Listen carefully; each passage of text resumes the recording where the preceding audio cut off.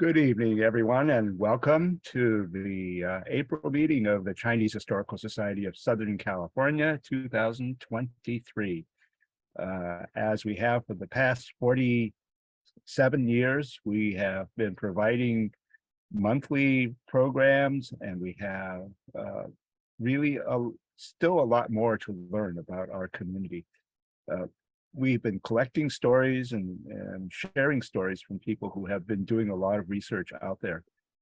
But today we're going to be hearing from some people who have been helping the Historical Society organize our projects and programs. I'm going to get off the air for a little while so that Susan Dixon, our Vice President of Programs, can introduce our speakers. But I do wish to welcome all of you. I've always been happy to hear your voices from time to time. And thank you all, by the way, for continuing to send in your memberships and your support. We can't see each other. We don't have as much physical contact as we would like, but we greatly welcome all of you in joining our virtual programs. So I would like to now turn over the mic here to Susan Dixon, our VP of Programs. Susan? Hello. As part of the VP programs, I've already planned for next month. So I want to invite you back to our May meeting, May 3rd. We're going to have Dudley Gardner. He is a principal researcher for the Western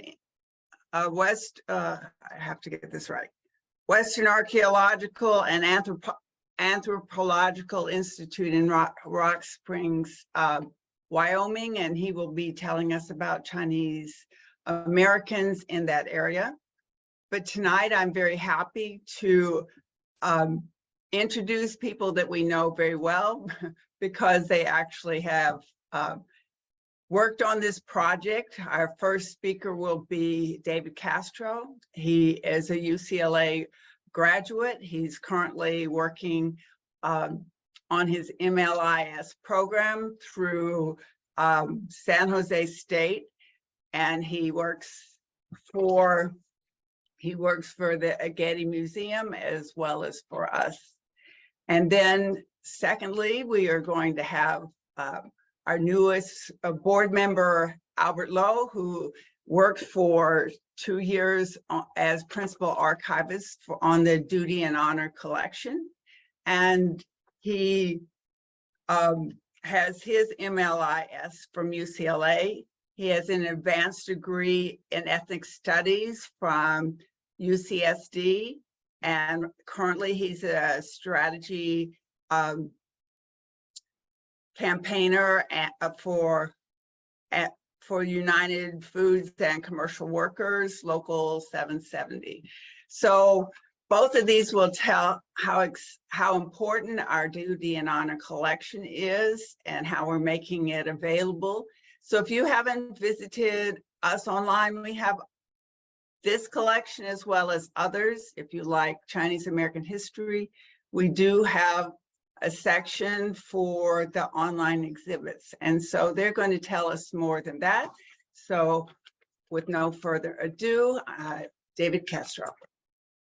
Sure. Thank you, Susan. Hello, everybody. I'm going to go ahead and pass it to Albert. He's going to start us off with the presentation itself, and then we will go from there.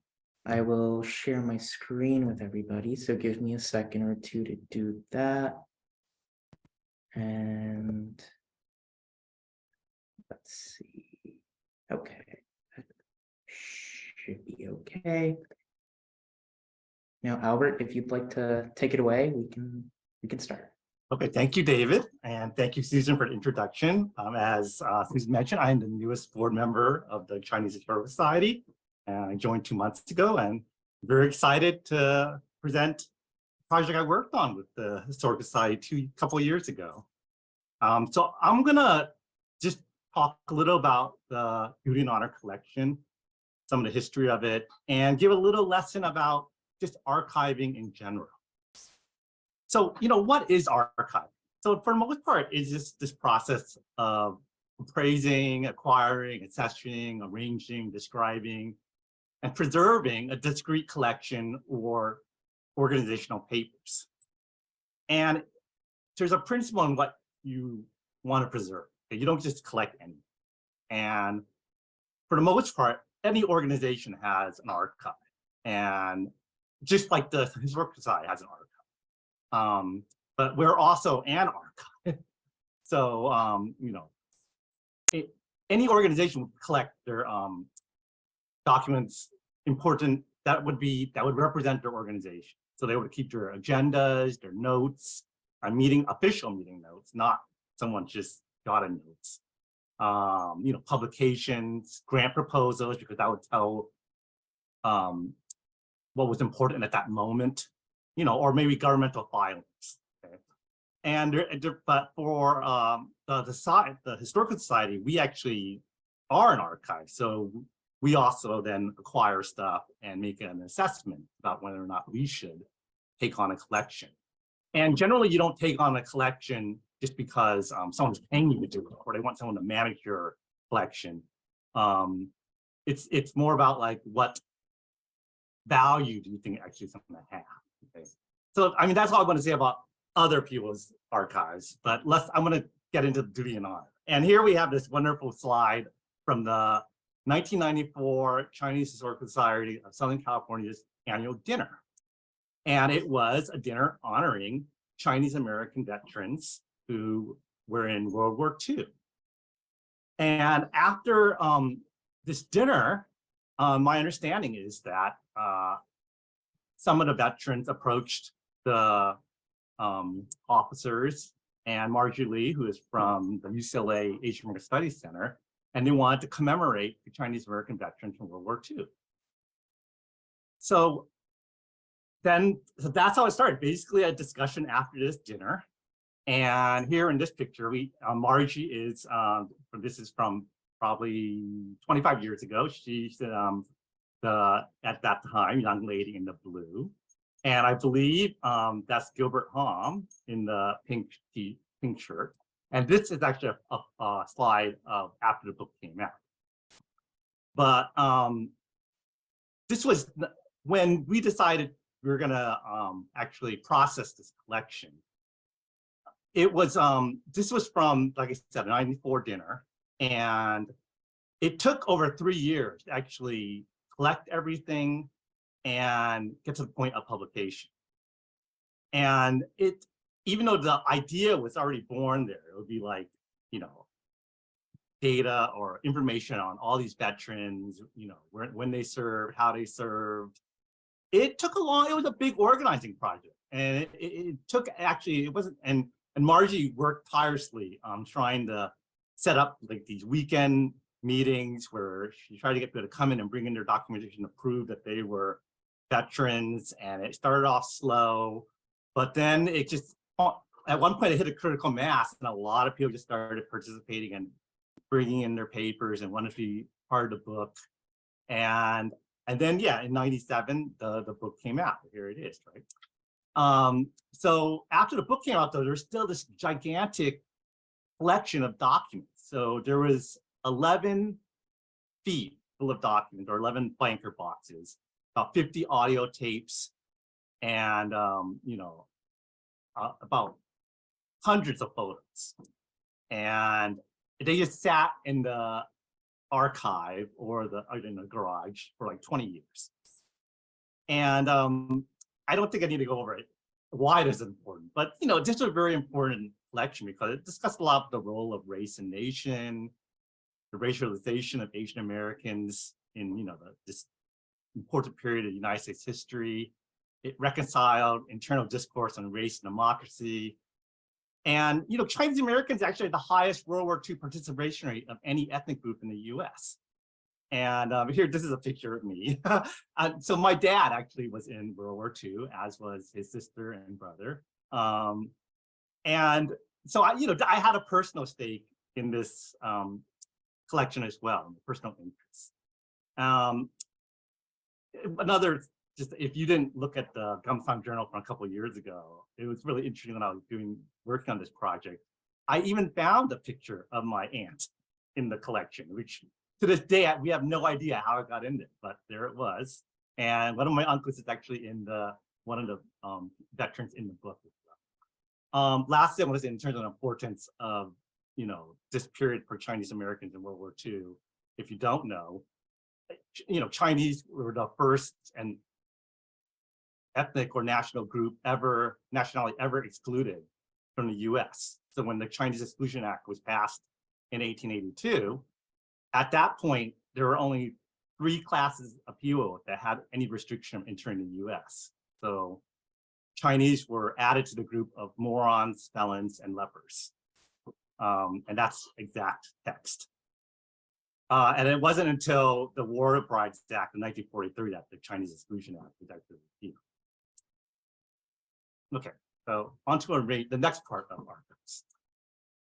So after you acquire a collection, and there's a process called accession. Accession, it just means a process of documenting that information about it. And like I said, we had 11 boxes, and it was 20 years old. It's actually not that old for a collection. I had to deal with some glue that stuck to some photos, some metal paper clips that had rusted a little. But at the beginning of the arrangement, it took about, it was a 3-year process. Oh, I think, excuse me, I'm documenting. Here's this picture, right? There's that, it was a team of people who actually produced this book. It's not just Margie did toil a lot on many weekends making joke and stuff, but she had a huge staff, not a huge staff, a small staff helping out, taking the pictures, processing papers, organizing data, right? And when there's 11 boxes, I want to say as an archivist, people think it's always about what you collect, but actually it's just as important what you discard. And it's an art and a science what you discard. So for instance, there was many chapter drafts in the collection. And for the most part, unless there's something drastically different in those drafts, you just keep the last. I mean, and also it's in the text. You already see what it turned out to be. And likewise, there was a lot of secondary resources in the collection. So there was like newspaper articles, some magazine articles, some other things associated with Chinese Americans in World War II.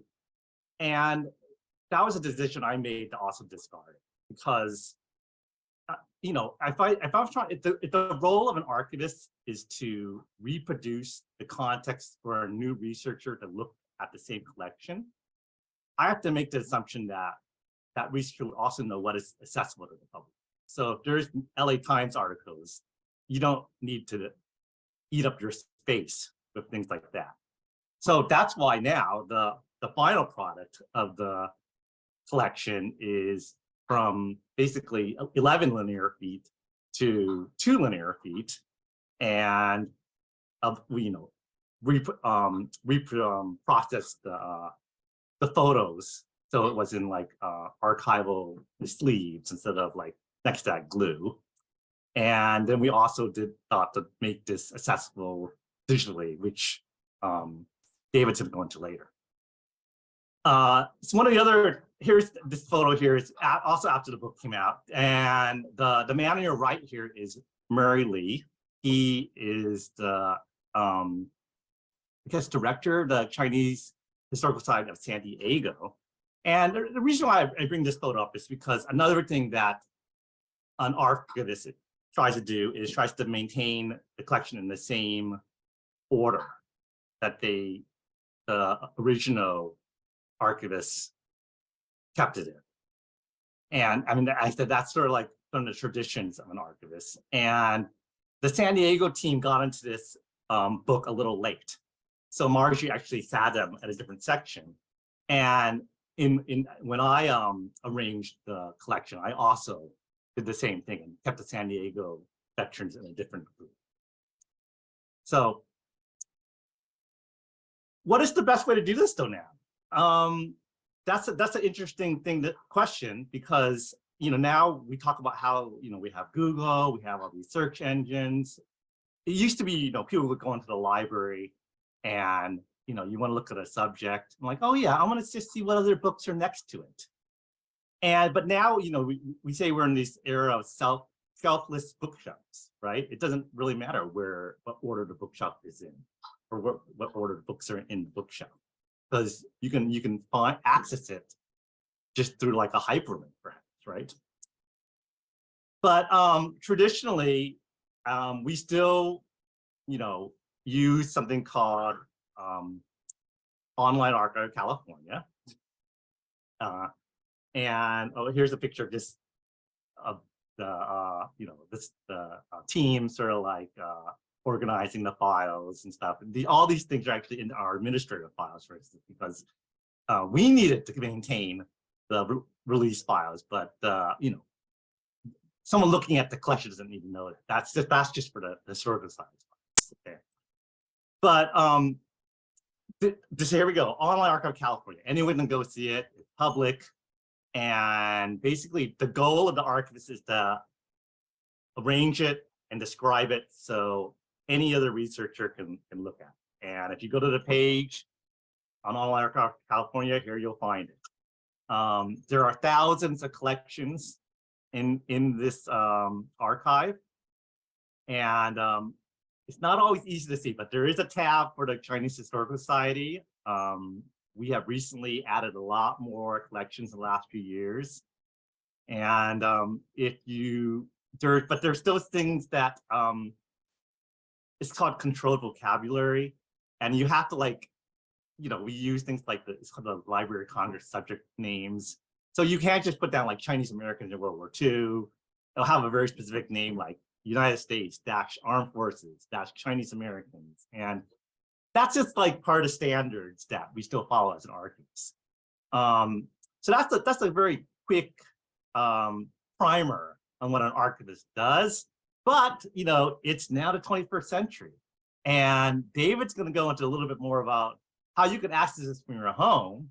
Although I do want to add just one last thing, that even though you can see stuff online, there is something very special about having an artifact in your hands, or actually seeing a letter that someone wrote.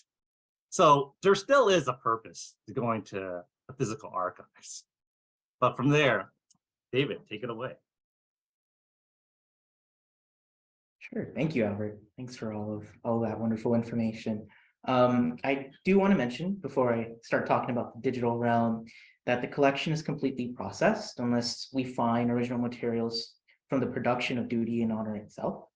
And if that's the case, there's no reason that we can't expand on it and reopen the collection, add further material that documents the Duty and Honor legacy itself. Furthermore, I do want to mention that description and access, like Albert has mentioned, can move beyond the analog in the sense of physical documents organized in boxes and into the digital realm. This is where our Omeka website comes into play, or rather our digital asset management system, which offers the ability to curate large amounts of digital assets and promote their reach through digital exhibits and digital collections. Choosing the right platform that works best for your institution can depend on various factors such as content, resources, and technical expertise. We chose to use Omeka for its simple interface and its low learning curve. For example, the Duty and Honor exhibition front page is simple and to the point as it details the background of the book itself. And a second exhibition page details the legacy of the initial project undertaken by Margie Lee and her company of project personnel. Moreover, the Duty and Honor exhibition page truly flourishes with the amount of digital assets that are presented within the digital collections page. This first page here is our digital collections page for transcripts and audio interviews. Moreover, this other page is our digital collections page for images that depict World War II veterans listed in the Duty and Honor application. Now, this begs the question, what is a digital asset? In our case, they are digitized materials that represent a physical item.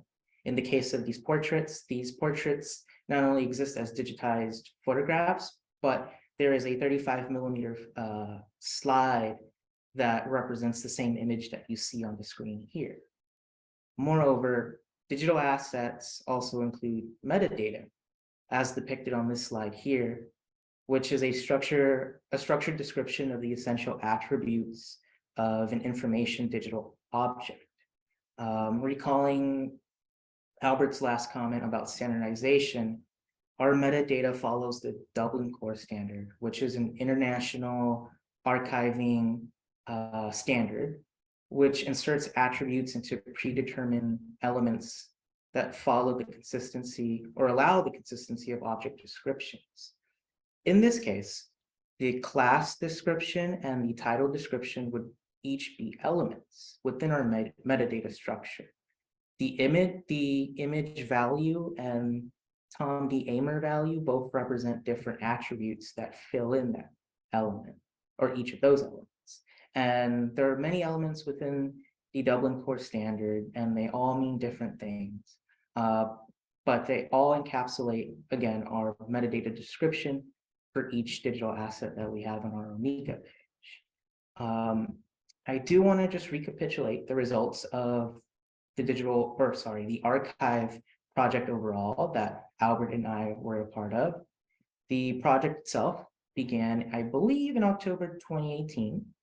Albert was the lead archivist. Me, David, I was an assistant archivist, as well as Castro, who wasn't able to join us today. The first phase of the project involved organizing physical materials, which resulted in one DAX compliant finding aid. In the world of archiving, there are so many acronyms that go around, and DAX stands for Describing Archives a Content Standard, which in itself is a set of guidelines that we must follow to structure our finding. Moreover, we created 4 linear feet of boxes of organized material to establish a sense of order for a user for when they go and look into the boxes, they get an understanding of how the material was used. The second phase of the project itself involved digitizing images, transcribing audio tapes, and populating the digital repository. Over 450 images were digitized, about 61 audio tapes were digitized, and 60 audio files were transcribed. Moreover, that resulted in our Omeka site that we have today. Now, I want to dedicate some time to briefly explore the military experiences of one individual, and his name is Judson Chu. Judson Chu served in the Army from January 1943 to March 1946. He was in the Signal Corps as a radio repairman for the 4025th Signal Service Group. And as you can see there, he was given the American and Asian Pacific Campaign Medal, along with the Good Conduct and Victory ribbons at the conclusion of the war. Now, this image itself is from our actual repository, which I digitized, and it represents Judson Chu's qualification record. The record itself dictates, for example, in the teal box, the assignments that he was given during his military career. As you can see there, he was involved in artillery basic training. He was involved in training that involved him being a radio operator to some extent. And he was also involved in being a communications chief. The green box there, once again, shows you that he was inducted into the Army on January 30th, 1943. And the red box in the bottom details what his role was serving overseas. And in this case, he was with the 421st Rocket Field Artillery Battalion on Okinawa. The back of the qualification record itself gives us further information. For example, we learned that Judson Chu received training at various places in the US, as indicated again by the green box. Such places include Camp Davis, North Carolina, and Fort Sill, Oklahoma for artillery school training. The teal box itself indicates that as a civilian, he went to Fremont High School in Los Angeles. And within the red box, it indicates that he was a radio repairman as a civilian working for Firestone Tire and Rubber Company, making it no coincidence that he was a repairman in the military as his skills transitioned over. And so that is a bit of who Judson Chu was in the archive. Now, I do want to dedicate a little bit of time to let Judson Chu explain his experiences in the war. And I prepared a couple of short segments from one of our audio tapes that, again, would allow him to explain his experiences. This first topic is war on the home front. I do want to warn everybody that the sound may be a little soft, so you may have to increase your volume, or better yet, wear some headphones to see what he's talking about. Yeah, it says that you were inducted in 1943. That's what it says You on were drafted, yeah. the front there someplace. 1943. So, you want to explain to me now? This sort of hysteria that was going on in Los Angeles. Well, you mean about everybody being scared? Everybody being scared, and the bombs, and the Japanese. And Well, many things happened out here at that time. We were even supposedly attacked by, in fact, we were at Santa Barbara. The Japanese submarines attacked the oil fields, and they immediately called a blackout. So we were in the dark in Los Angeles. When was that? Like 42? Yeah, in that time frame sometime. And then obviously the Japanese were all sent out at that time to pick them all up and send them away. And when the Americans can't tell the difference between the Japanese and the Chinese, so the Chinese were being picked on at that time also. So what the Chinese did was wear little buttonesses on Chinese or whatever. And supposedly the Americans didn't bother you, supposedly. Did you have one? I had one, yeah. Yeah, it seems it was one of those necessary evils, I guess. Right, because you don't be picked on.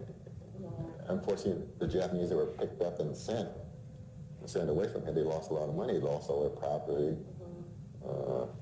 and they were American citizens. I mean, it's just like coming out right now and saying, okay, just because we're Chinese, even though we're born here, you're going to go to a camp.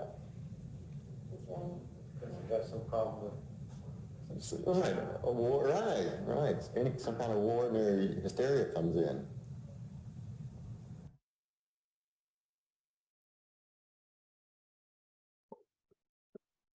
There you go. Now, I just do want to interject for a brief moment to mention that as an assistant on the archival project, I enjoyed my time listening to and just transcribing these recordings. For me, every tidbit of information shared by the veterans was a perspective into the past. And for example, Chu's comments on the hysteria and racism on the home front had me curious to explore the topic even further. And much to my amazement, I came across a 1941 issue of Life magazine, which you see here. And within it was an article that read how to tell Japs from the Chinese. To me, the magazine is a relic of a bygone era, and being able to connect Judson Chu's interview with this finding made the history lesson, at least for me, all the more impactful and all the more enjoyable in the sense of opening up my eyes to further history that I had not known. Now back to Judson Chu. His next small segment will be on the war in the Pacific and what he had experienced overseas in Okinawa. Any memories about the Okinawa time? Yeah, one of the worst times was we had a typhoon that attacked us, and I think that's the only one I know of that attacked. I'm sure there was more than that attacked. Boy, it hit Okinawa and all the ships were washed up on shore and radio towers were bent over, and it really destroyed the military up there in Okinawa. A lot of the ships were sent out to sea. Now those that were pretty smart, they sent them out to sea, then they ride out the typhoon at sea. But if you're too close to shore, then the waves wash you right up on shore. But the Okinawans said, this is nothing. I thought this is terrible. Well, yeah, that was one thing to survive, wasn't it? Yeah, a lot of the guys, I didn't do it, I just didn't have the nerve. The Japanese have these graves that they're in the side of the hill. They do in China also. Yes. The graves are in the side of the hill, and there's a little hole where they bury the bones in there. So the guys would go in there and hide during the storm. Because the storm isn't going to bother them in that grave. Oh, gee. Did you ever see any action when you were stationed in Okinawa? Well, we captured a few. At that time, we captured a few Okinawans, and it became a big thing, but they were civilians. Although they... Mistaken identity? No, it's not a mistaken identity. It's just... No, every day they send you out on what they call patrols. And you go out there looking for these Okinawans, and it doesn't have to be a military, a civilian. Really? They're not supposed to be there. So then they round them all up, bring them back in, and we have to guard them while they're with us, and we have to feed them. So they won't eat our food. They only ate their food. So we had to go out and buy Okinawan food for them. Then towards the end, just before, a few months before I was shipped out of there to Manila, they made a truck outfit out of us because a rocket battalion has got lots of vehicles. So we just hauled supplies. I guess we're moving them all over the island. But a lot of these Okinawans came back to the areas that we were at, and these winter melons, you know, donggua, that big. No. Because nobody ate the thing. Oh my goodness. The Americans don't eat it. What a prize. Yeah, so it was that big, and they really liked it. But in the meantime, it scared us because we didn't know they were supposed to be allowed to come back into the territory yet. So we rounded them up again.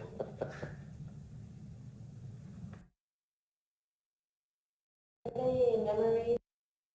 Lastly, and this is the very last segment, Judson Shu gives his closing remarks as to what he learned about during his time in the war, and it's really insightful. Oh, you just happened to bring a camera in or something? Well, do you have any last-minute thoughts about your own experience or memories of this war, or about Chinese Americans having participated in this way? What it means or its importance? No, I do think that the Chinese serving does look good on the American record. Instead of Chinese not willing to serve, they are serving, except that we don't hear too much about it. Yeah. A lot of it I didn't know until I went to the family associations in San Francisco. And here's a picture of a GI or colonel or somebody that was in the military. Yeah, I thought, boy, we got Chinese serving in the military. yeah, quite amazing, huh? Yeah, because the unit I was in there wasn't any Chinese. They are Filipino, but I was the only Chinese in there. There are a lot of places I've been to where I was the only Chinese. Working with a cell phone company, I was the only Chinese in that area. Yeah, yeah. Quite amazing. It is when you're the only one. Yeah. What else did you get? Now, Judson's comment on how Chinese serving reflects well on the American record carries us into the last section of our presentation, and which includes the Chinese American World War II Veteran Congressional Medal.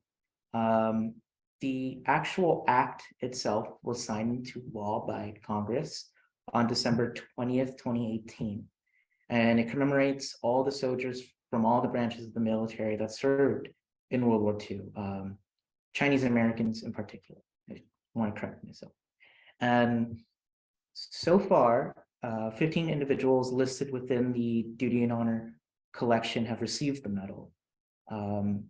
We have the list here, and which would include George Chu, Li Chin, David Chung, Donald Ju, Leon Kwok Lok, Sing Liu, Louis Moore, Grover L. Sam, Robert Chun, Gim Wong, Sam Wong, Peter Sohu Jr., James Yip, and Kum Fung Young. We don't have a picture, unfortunately, of Kum Fung Young, either listed on within the book or within our digital collection. So if you are a family member of his or a friend of his or his family and you'd like to donate a picture of him, feel free, because like I mentioned before, the collection is closed, but again, we can reopen it to include material that relates to the individuals who are represented in Duty and Honor. Furthermore, this list may not contain all the veterans from Duty and Honor who have been awarded the medal, so please list their names in the chat if we may be listing, if we may be missing someone from the list itself. And with that, that concludes our presentation.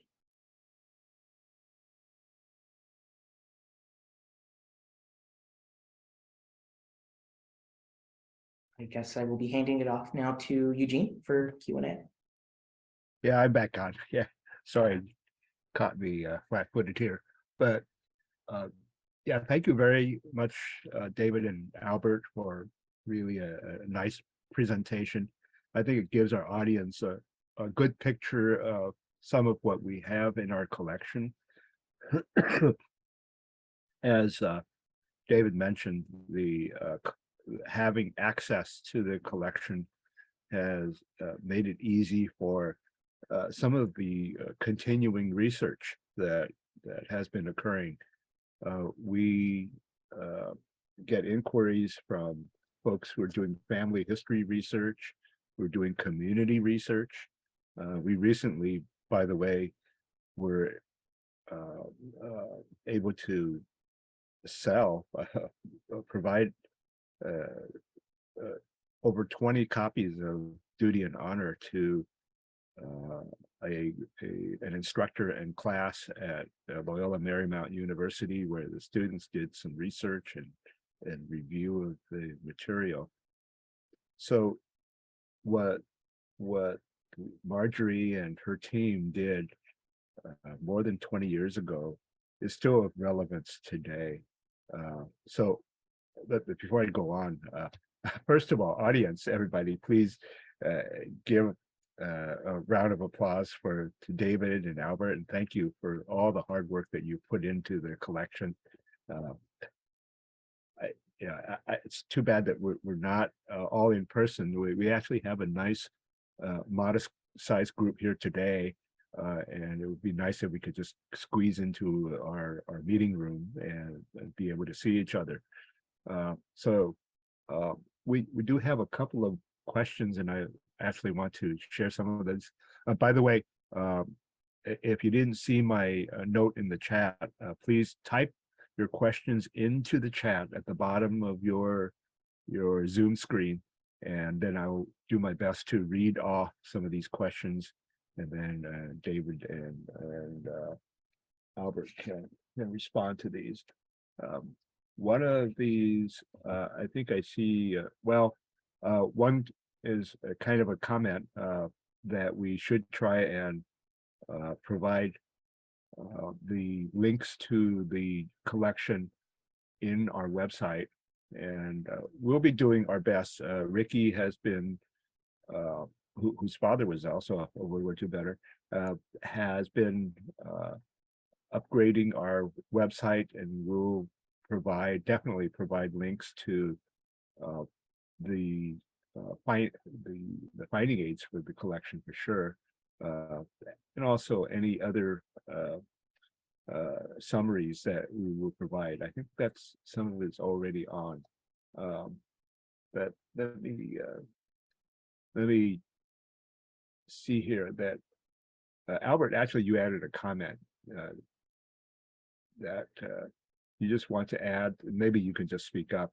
You could anything about the relationship between Japanese Americans and Chinese Americans changes based on the historical moment. The term Asian Americans was born in 1968, and for more on the origin of Asian Americans, you can check out a video. So if you are able to access the chat, you can find something called The Birthplace of the Asian American Movement from Berkeley, from UC Berkeley, which is where Albert went to school. So there's a link there. And then there's a link for the Duty and Honor Finding Aid. We'll get that online. By the way, I do want to acknowledge the presence of a couple of people in the audience here. Marjorie Lee, who was project director for the Duty and Honor Project, what started off in 1995 as what looked like a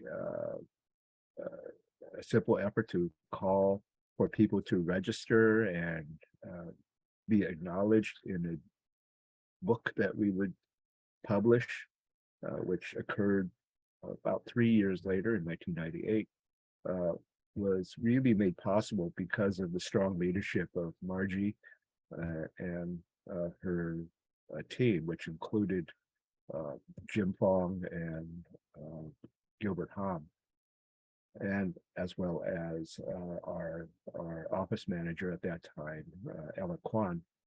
So, no, it was really a volunteer effort that really made this collection possible. And we actually still get some questions from time to time. Do you still want to collect more material and information? And just from what we've seen so far and the effort that it's required to organize the collections, you know, that's something for us to consider. Also, I want to mention that all of this archival effort would not be possible without some organizational and management leadership, and that's been the work of Linda Bentz, our board archivist. She's not only been overseeing the work of Albert and David, but also several other archivists who are working on other collections. So some of the exhibitions that we've seen and some of the images that we've seen on our website are really all made possible through the work of our archival teams, all led by Linda, who's been cracking the whip. Actually, Linda, I should mention that, you know, a lot of this work would not be possible without the generous support from some of our funders. We've been writing grants, of course, but then we've also been receiving some voluntary grant support from many people. Let me look at some other questions. I'm trying to see if there are any others, and I don't see any others. Anybody have any questions? And by the way, I should also mention in the audience, there's a lot of family members of World War II veterans. I see Jeff, Pon, and I see Rick, Albert, of course, Mayong, and a few others I probably are overlooking. I'm overlooking. You know what, Felicia, if you can hear me, perhaps we just open this up so that we can hear audio from anybody. Can we do that? Or maybe Ricky, since you're also co-hosting, one of you. Everyone can unmute and turn the camera if they wish. Okay, Right. So everyone out there in the audience, since we're sort of really at the end of our hour here. This is Irene. I just had a question, Yep. Which I typed into the chat, but I was really interested in what both Albert and David shared about the archives and not being a professional, just a layperson. I have so many records that I would like to better organize into some kind of archive, and just wondering if there are any resources that a layperson could use to implement some basic archiving methods. Well, Albert, maybe you could respond. Maybe you can be an archivist for hire. I mean, that's a very good question. David might know some more recent resources, but basically, I mean, you want to think about how you want to use it. Like, is it for you? Is it for your family? Is it for an institution? Is it for the public? And if it's just for yourself, you can use any system that works. But like I sort of mentioned in the presentation, generally, even for your own stuff, you don't really need things that come from other institutions. So if you didn't produce it, you generally don't keep it. So that's the way an organization's archiving. But I don't know, David, do you have anything else to add? In terms of resources, the New York State Archives has a lot of webinars that are made available to the public. And they provide, in a sense, a 101 on archiving for people who are just starting out. I linked it here in the chat. Oh, I sent that directly to someone. I'm gonna link it in the public chat for you to get a hold of.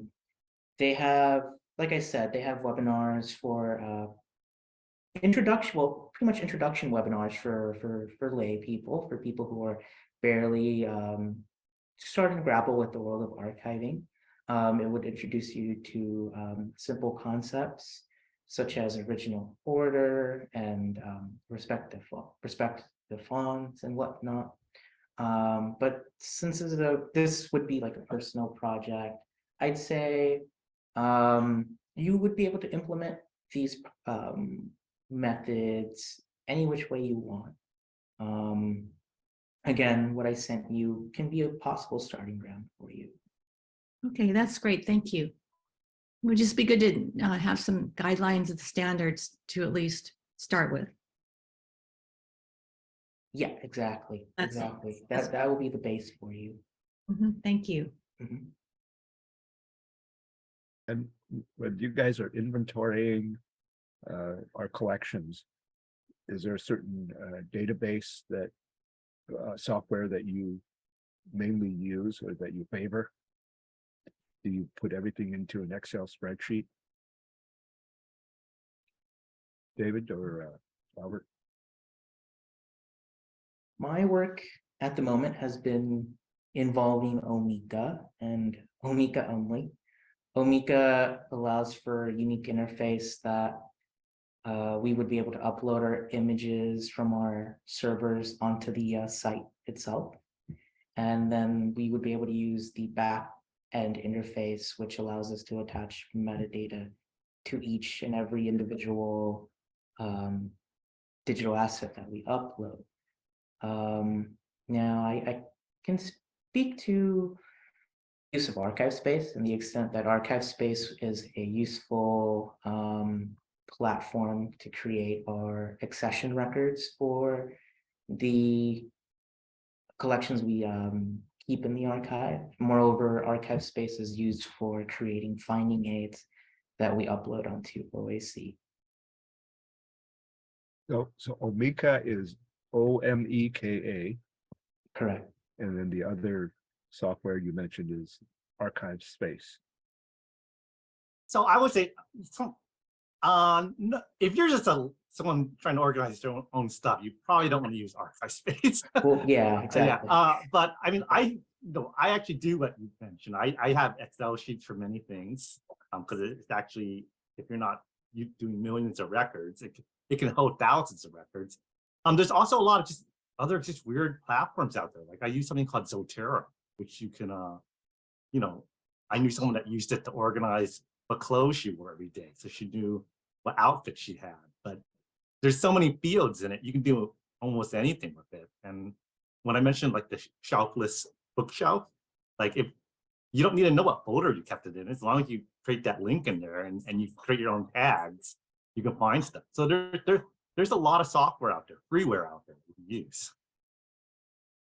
Yeah, exactly. So if you're a layperson who wants to do this for a personal project, I'd say listen to Albert's advice. And if you're a student who wants to be an archivist, my advice is also useful as well. So, Okay, David, I had a question. So where are we in terms of how much is left for you to do in order to finish processing this collection? Yeah, so the audio tapes for Duty and Honor are completely uploaded onto Omeka.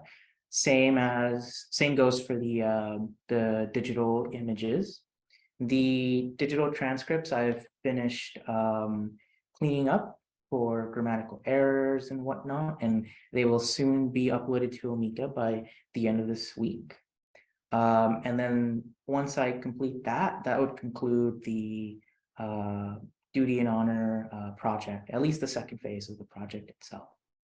And then looking beyond that, we as a archive team at the Society would love to explore options in terms of having our digital collections reach a broader audience on a state level, but also on a national level. And that involves us working with digital libraries, in this case, the California Digital Library, to amplify the reach of our digital assets through their platforms. For example, the California Digital Library runs Calisphere, which is a major database of images from repositories from across California. Institutions from the CSUs to the UCs to smaller institutions like ourselves all contribute to Calisphere as a database. And that's just one example of how we can look to the future with this digital project in itself. okay, it's great. I occasionally run across images on Calisphere, and it seems like somehow images from a variety of institutions seem to get on, or at least one is able to find them. Anyway, I do want to mention, by the way, before I forget, that the the audio that we heard from Judson Chu, I don't know that connection, David, you mentioned that or not, that Judy Chu is the daughter of Judson Chu. So here we have a fellow who served during World War II. He's part of our greatest generation. And it's interesting to hear that Judy Chu was questioned by a Texas congressman about her loyalty to the U.S. So we have the daughter of a World War II hero, and we as Asian Americans, as Chinese Americans, continually have to re-identify, or establish our legitimacy as Americans. So the value of this project, one of the values of this project of Duty and Honor, and getting the information organized and out into the public domain, is that we're able to really share the legitimacy of our greatest generation, the people who did serve in World War II. So we thank you, Albert and David, for getting the work organized, the material organized. So if anybody has any other questions out there, any comments, Michael, Michael Kwan, I see you out there. Colonel Albert Michael Kwan. Normally, we go out to Phoenix Inn and go grab some food after this.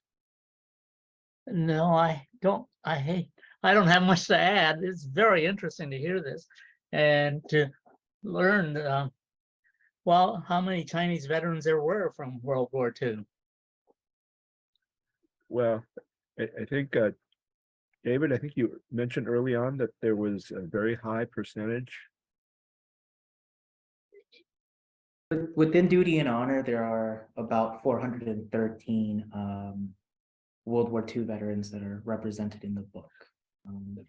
Yeah. Albert may give you a little more about the statistics and whatnot. Jeez, that's a lot. Yeah, I don't have the number, but yeah, like I said, Chinese Americans had the highest participation rate of any ethnic group in the US.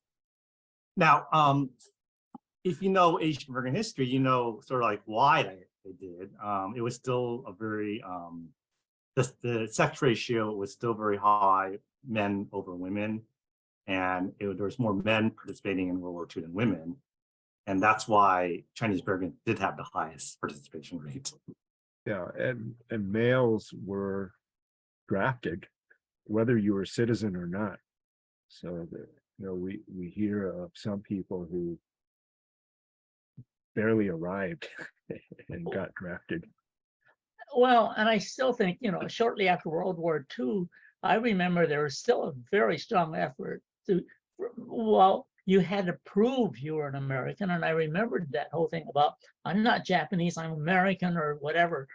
And I guess as a minority group of color, you know, you were treated one step down and you just had to prove that you deserve to be up there with everyone else. I still remember that attitude and I still even carry it today. Yeah, and for the larger audience out there. So the first two Chinese showed up in the 1850 census of Los Angeles. We know that there were Chinese in California even before that. And so it's not, well, of course, it wasn't America or US possession at that time, but definitely for what is it now, 170 years that Chinese have been in Los Angeles. And our community has expanded from the original Chinese settlement or Chinese quarters into a Chinatown and into multiple Chinatowns. And of course, now all throughout our state. So, and people have participated in many ways, whether in the economic or social or political growth of our communities. Obviously, we can see that Chinese Americans have participated in supporting our country, fighting for the country. Any other comments, questions? You know, please speak up. Please feel free to unmute and say hello. Gary Leach, I see you. Are you in LA or Hawaii at the moment? I'm here in Orange County. Okay, that's great to know. I think it's all fascinating. And, you know, as you may know, my mother and my uncle worked for the US Army in China, but they weren't Chinese Americans. They were from Asia. And then my mom was able to emigrate here through the goodness of the US Army. So I guess I wonder if there's any touching of the relationships between Chinese Americans and Chinese there working for the Army, for instance, as translators, as my mother and uncle did, and if they're mentioned in the book at all.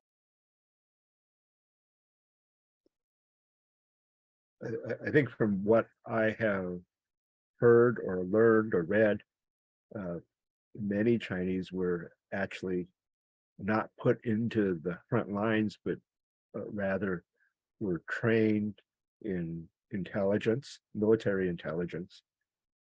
So they could help process prisoners of war, or they could help with other functions. because of the risk of being shot by your own people. So you're out there close to the front lines, but not quite in the frontline action. And of course, there are many who were, and we have, of course, a lot of evidence of that because there are many who lost their lives. Yeah, in the book, there's no chapter about that. But as you might know, the Japanese American translators were actually really critical in World War II and the U.S. Finding out intelligence that way. So there's been a lot more written about them, like in Lonnie Ding's Color of Honor. I know has a whole section on the translators. Say that chapter again, please, Albert. No, there's nothing in our book, but and Lonnie Ding's The Color of Honor is a film. It came out in the late 80s. She has a huge section on the role of the translators. Oh, thank you.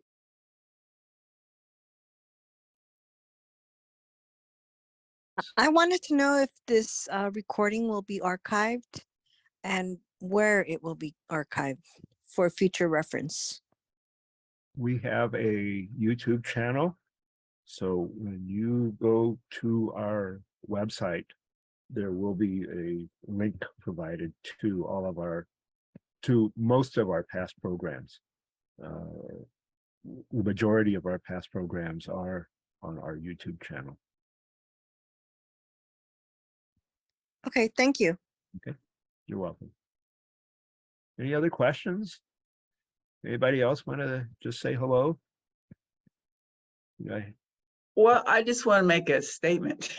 Okay, we're talking a lot about the digital archives this week, but just this week we had a researcher that sought us out because of the finding aids that were online, and she wanted to see the photos, and it was very interesting because she was comparing how the government photographed the servicemen versus their own photos in social settings. And she's a researcher and going to come up with some of that. So actually, if you have family at photos that we don't have, if we could scan them and pass them on to her, send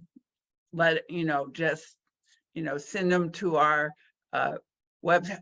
to our info at chsssc.org and with the veteran's name, and who knows, it might end up in her research. So think about it, and if you are willing to do the search of your own photo albums, that'd be great. I see George and Edith Shu. Hello, we haven't seen you in a long time. Tim's brother, George's brother Tim was in World War II also. And who else I see out there? Any other comments, anyone? Any other hellos anyone needs to say? Donna, you can see us without having to drive from the other side of the 405.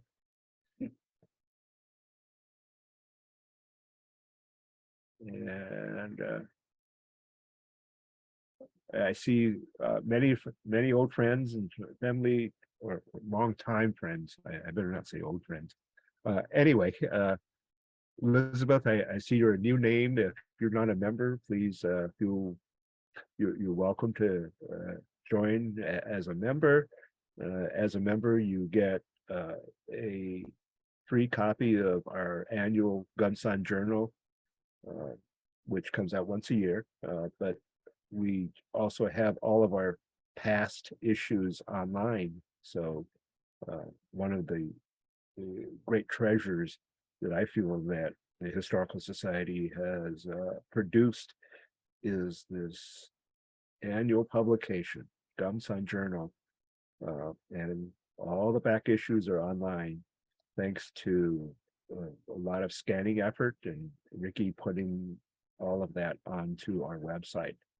So it's a great reference tool, by the way. So if you would like to see an article that George Yee wrote in 1977, then it's there. Anyone else? You know, if Hey, Gene, we need to give a shout out to Susie Ling.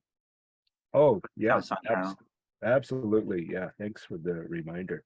Susie Ling has been our volunteer editor for Gumsun Journal for X years. I can't actually don't have the handle on the more than a decade. She's a person who has almost single-handedly put together most of the annual issues of Gumsun Journal. Of course, individuals have to write and contribute their work, but she's a great editor, a great interviewer, and really makes all of us look good by producing a great product that we can proudly point to as a historical society. And by the way, in 2025, we're going to hit our 50th anniversary. The board of directors has a committee to start planning for our 50th or our golden anniversary. So I'm hoping that some of you will be continuing with us and joining us in our celebration. We are still working on how we're going to celebrate publishing, fundraising, having a nice dinner. That's something that we're working on. So I hope some of you will be around and joining us in 2025. Anyone else? I just want to say Susie Ling started in doing it in 2003. Okay. So that's 20 years. 20 years. So, but of course, some of us have been around for a long time also. I see a one item that popped up in the chat. Let me see what that is.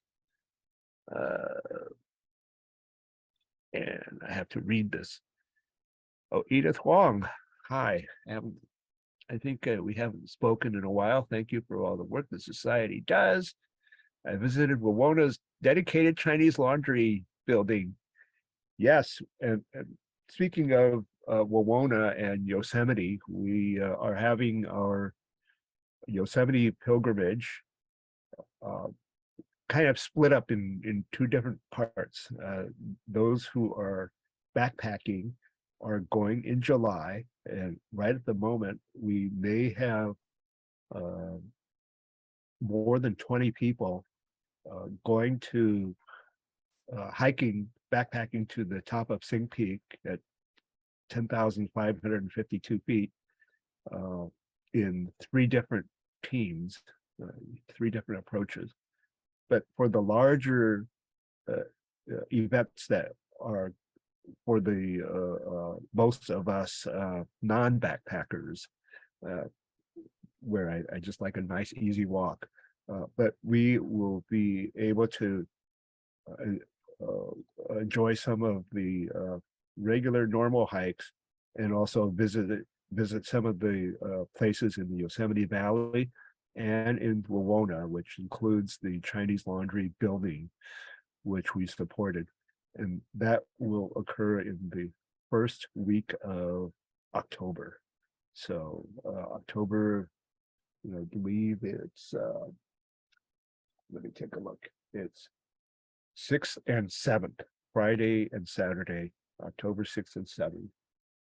And we will have a gathering. We'll actually start gathering on Thursday, the 5th, so that we will have 2 full days of hiking and listening to talks. We actually have a commitment from an outstanding speaker, Phil Sexton, who will talk about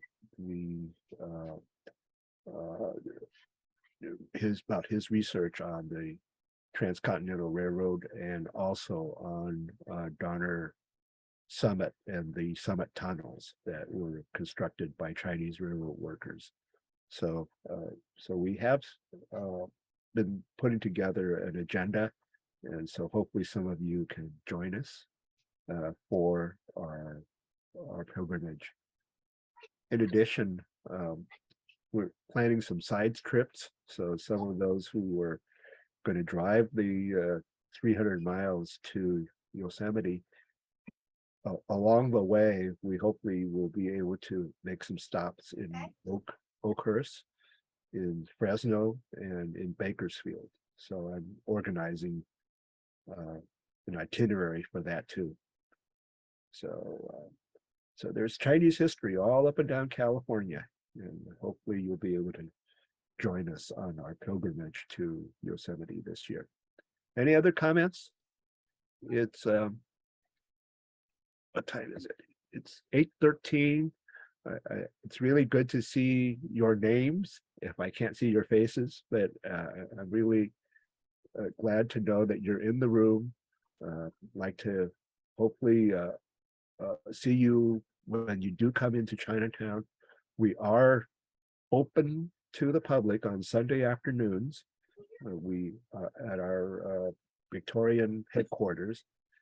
We are open from 2 to 5 officially, but sometimes be a little bit before and sometimes after. Also, I should mention that we are continuing to provide walking tours to groups of people. We're actually, we just recently completed a walk with a group of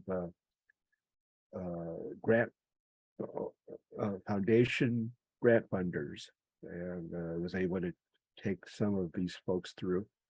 But in a couple of weeks, I've got, there's a high school class that will be coming in, and Cindy, I see you're on, but I might need to be calling on you and others for help. But it's going to be over 100 students coming in, and we haven't quite figured out whether we can really handle them or not. But it'll be a lot of fun. Other things that are going on in the community, we are seeing that there are events. Oh, by the way, so since there's more traffic coming through Chinatown these days, the streets are active. There's lots of people. Susan and I go shopping at some of the where the sidewalk vendors are. The best ginger and great onions are out there. So there's lots of things to do. So a lot of fresh vegetables, actually, even though there isn't a full service grocery store out there. Anyway, I'm going to close this out, and I'd like to just bid you all good night. Thank you very much for joining us.